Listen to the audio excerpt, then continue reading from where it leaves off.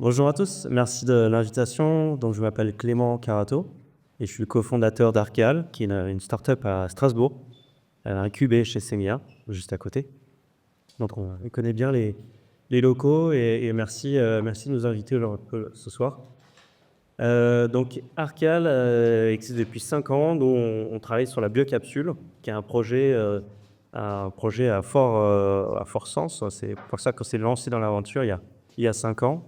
Et elle est liée à un constat. Donc là, on va parler de choses qui sont un peu moins sympas. Le constat qu'au XXIe siècle, on est rentré dans une période d'instabilité. Donc vous savez, euh, est-ce que je peux tourner les slides ou ça intervient? Ah, il y a une seule slide. Ok, bon, je vais faire avec la slide. Ok.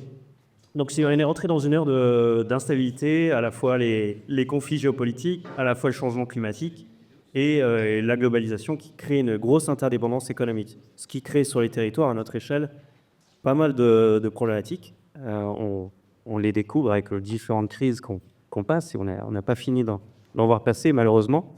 On voit une insécurité des approvisionnements, notamment en ressources, la fluctuation des prix et une inégalité des territoires.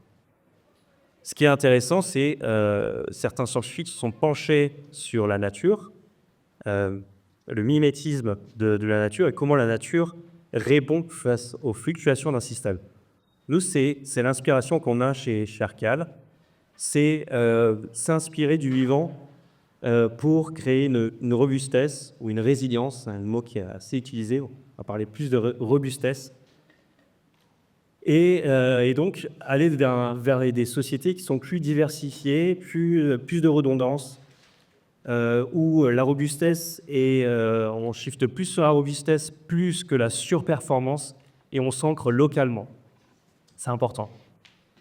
Et dans cet état d'esprit, on a inventé la biocapsule, qui est une microstation de production de gaz locale grâce aux biodéchets. Donc c'est, pour ceux qui connaissent, c'est de la microméthanisation adaptée aux producteurs modestes, des collectivités, des petites moyennes, des cuisines centrales, des marchés de gros, qui viennent installer sur place notre machine, sur une place de parking, et se brancher directement sur les équipements énergétiques. Donc ça ressemble à ça sur la slide suivante. On vient du coup déposer les vieux déchets. On peut passer sur la slide suivante. Et c'est ce qu'on a inventé. Donc c'est finalement 2 containers de 6 mètres qui sont mis côte à côte sous un cuve. C'est là où on fait la fermentation des biodéchets. On vient filtrer, on vient traiter les biodéchets, filtrer le gaz sortant, donc par fermentation. C'est des bactéries. C'est vraiment l'analogie de l'estomac de la vache. C'est ce qui se passe dans les estomacs des bovins, qu'on reproduit avec ce qu'on peut de la technologie. On ne fera jamais mieux que le vivant. Mais en tout cas, c'est ce qu'on essaie avec les ingénieurs chez Arcal pour, une fois qu'on met les biodéchets qui sont collectés ou par la collectivité ou par l'industriel sur place, un labo alimentaire, une cuisine centrale, vient directement mettre ces biodéchets et la machine vient les convertir en gaz. On vient réinjecter directement sur le bâtiment d'un côté. Arcal, c'est une entreprise à mission, donc à Strasbourg. On est dizaines. On a commencé l'aventure il y a 20 ans, en 2020. On a passé un certain nombre d'étapes. Ça sera la dernière slide.